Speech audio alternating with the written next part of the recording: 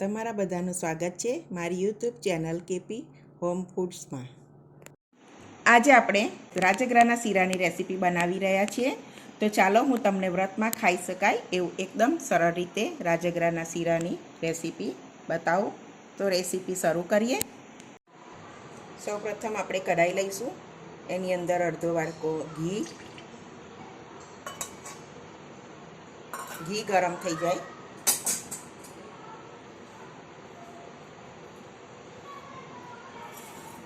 એટલે એક વાટકો મેં રાજગરાનો લોટ લીધો છે। ફરારી શીરો બનાવું છું અત્યારે।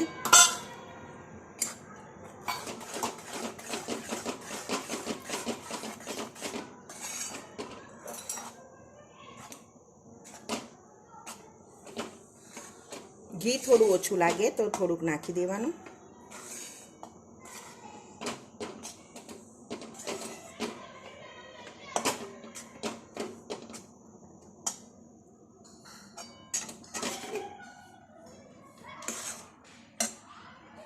તો થોડું ઘી ઓછું લાગે છે એટલે નાખી રહી છું થોડું।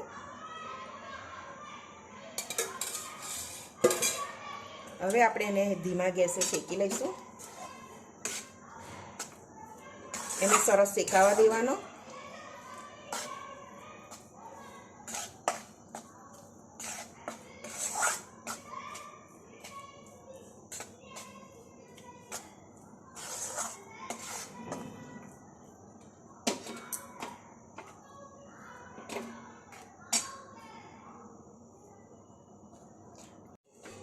તો હવે શેકાઈ ગયું છે। હવે એમાં આપણે દૂધ નાખીશું। દૂધ ગરમ કરેલું લેવાનું। એક વાટકો દૂધ છે। હવે એને હલાવતા રહેવાનું।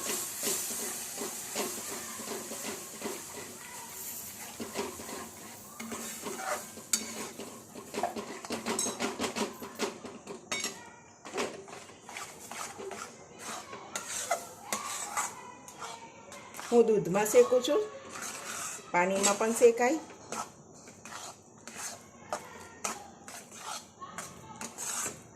સરસ શેકાઈ ગયો છે।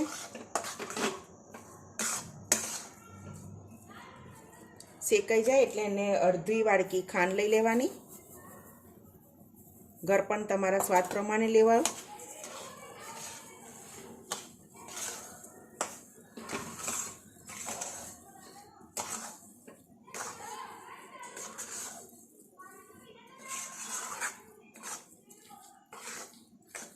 સરસ શેકાઈ ગયો છે।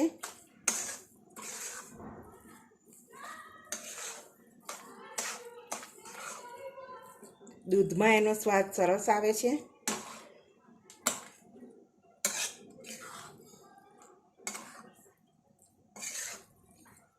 આજે 11 છે એટલે ભગવાન માટે મેં રાજગરાનો શીરો બનાવ્યો છે। 5 ટીસ્પૂન જેટલી ઇલાયચી નાખું છું।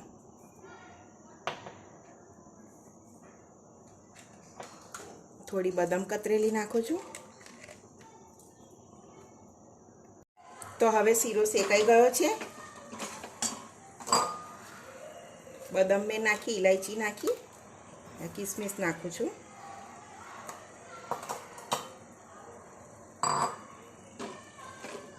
હવે એને બરાબર હલાવીને કાઢી લઈશું। સરસ શેકાઈ ગયો છે શીરો। ગેસ બંધ કરી દેવાનો। હવે આપણે એને સર્વ કરી લઈશું।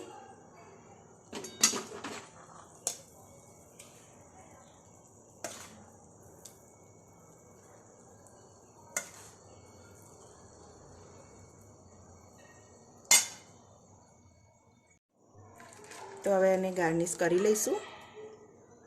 આપણો શીરો રેડી છે।